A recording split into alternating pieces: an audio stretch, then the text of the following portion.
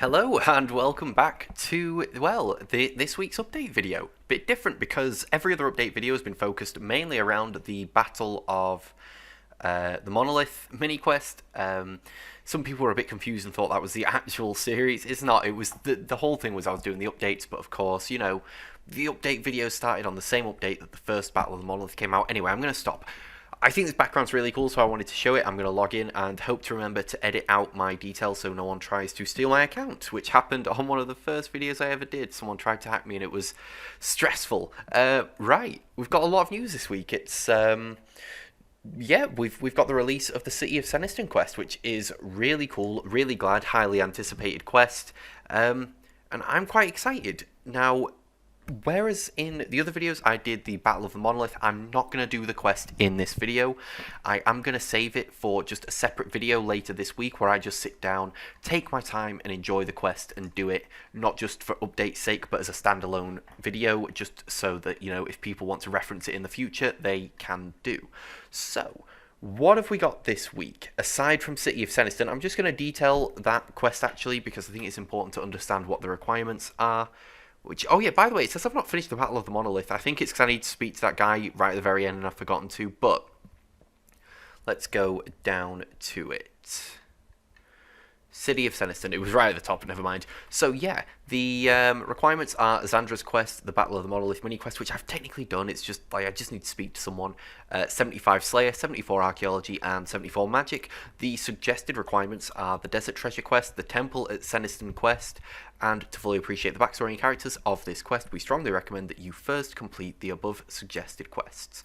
Brilliant. The required items are a Dragonstone, ways to heal yourself, and combat gear, because you must defeat multiple level 127 gargoyles and one very hungry level 114 vampire. Difficulty is master, length is long, and the rewards: you get 3 quest points, 50k archaeology XP, 50k slayer, 50k magic XP, and a 50k combat XP lamp, along with 4 new ancient magic spells, plus the knowledge to restore the Pontifex Shadow Ring, which is brilliant.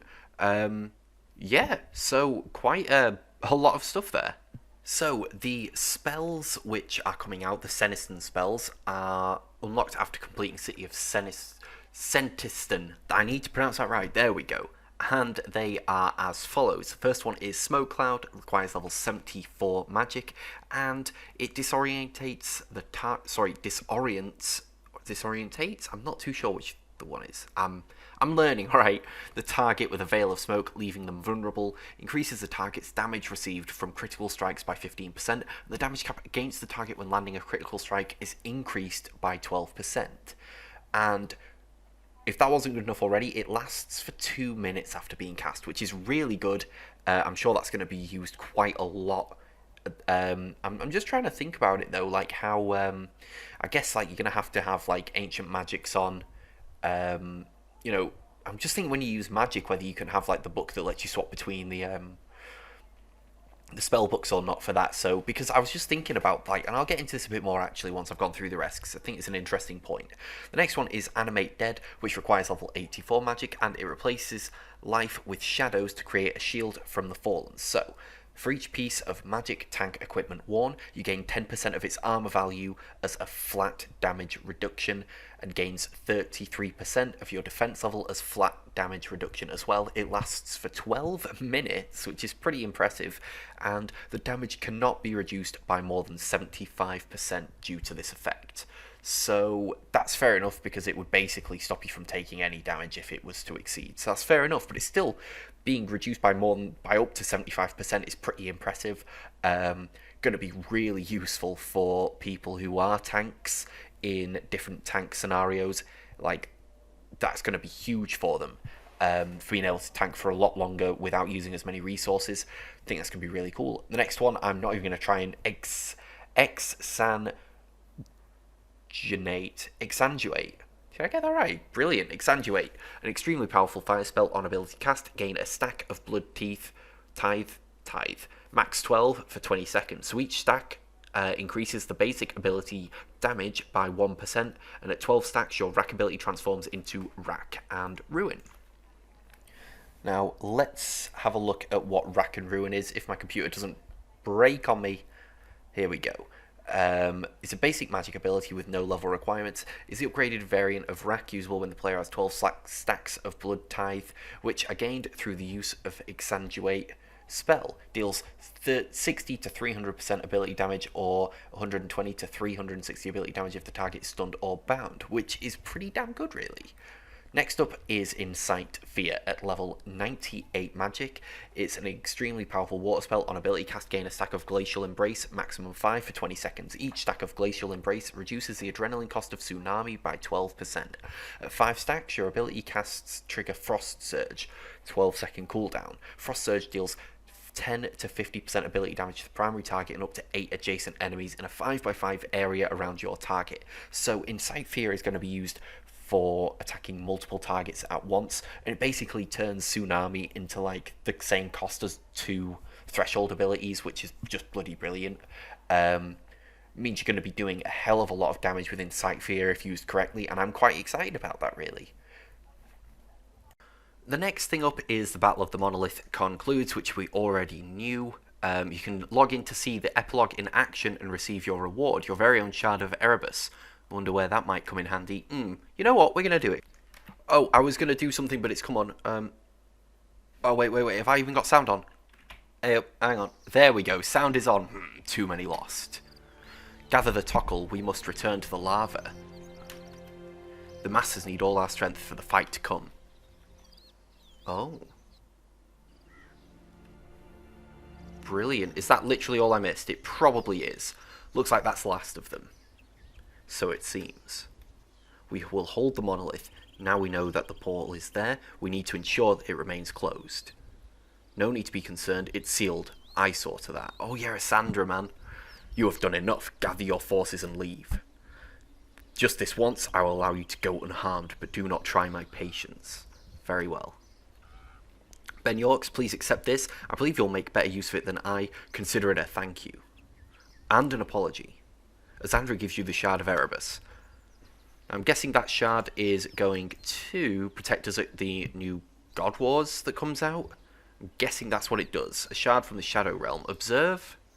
A shard that's almost too cold to touch. I'm pretty certain that's what that does. A shard of the Shadow Realm. Okay. Are we done here? Have I finished the mini quest? I'm just curious. I'm just checking. No, we've still got it. Doesn't tell me what I need to do. I'm going to speak with Sarah.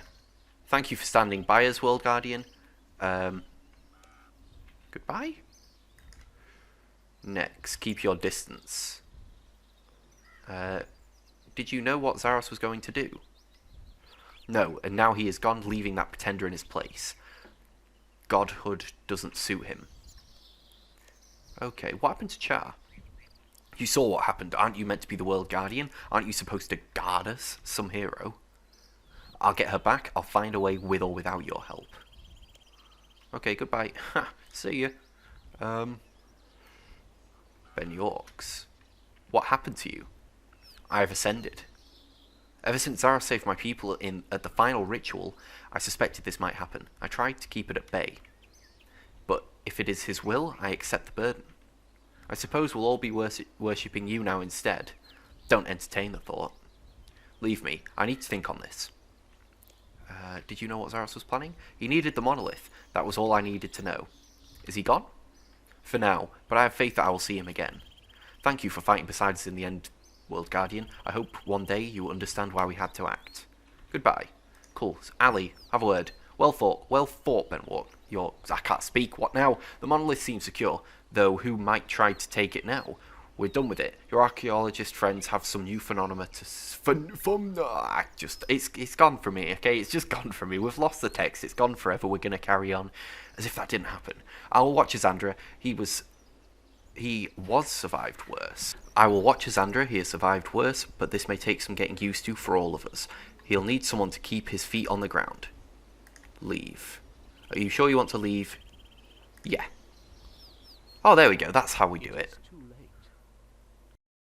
The invaders may have been defeated, but the foul power that seeped from the gateway has already done its work. The elder god eggs, imperiled by the poison, are hatching. the young within will feast on our world. Now, the worst is upon us. Yeah, next up as well, one thing I did want to mention, really important, Prime Gaming. A new round of Prime Gaming goodies drops on June the 22nd, which is tomorrow. This month you can get a currency pack, an umbral chest, and 5 knowledge bombs, each of which will net you an hour's worth of 50% extra experience.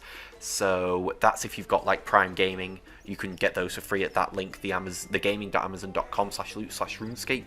I would link it in the description. I'm not going to, because then if someone puts like one of those like pretend links in the comment section or something, and someone's like, oh, Ben must have put that in the comments instead of the description. No, I'm not doing it. I'm not risking it. You can go to the secure.runescape website and find this stuff, because it's just safe, isn't it, really? And I know there's some people in the comments will say it's their fault if they click on it. Well, yeah, but like, if it didn't work, like, these people wouldn't be doing it. Anyway, enough of that. Patch notes. Not so much this week, which is pretty cool. So, some improvements. The positioning of the minimap tutorial is no longer covered by notches on some devices. The camera pan at the end of the Davendale combat level up tutorial now focuses on Stove the Troll. That is gibberish to me. I've not a clue. I'm gonna have to look into that. Some buttons on the clan chat list and the group list no longer overlap, and as well, this is a big one that I'm really happy about. Oh no, not that one, it's later on. Fixed an issue that was preventing auto-generated names from being displayed. Fair enough, that's all sorted. Improvements, this is it. The improved visibility of group invites by adding a backdrop to the icon. Something I struggled with a lot when me and my brother used to do stuff in groups like Temple of Amnesia and stuff. We get really stressed out because he would say to me, Ben, why haven't you joined my group? And I'm like, you've not sent me the invite. And it would be so well blended in with the screen.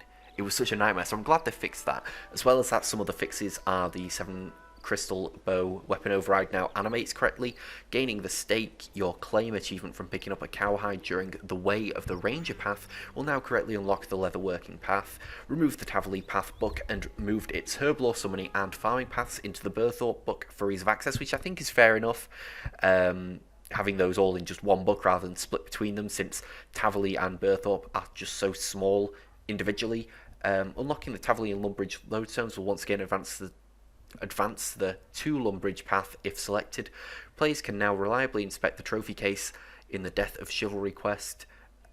Changing the zoom distance on the world map no longer affects the camera distance. Brilliant. I didn't know that did, actually.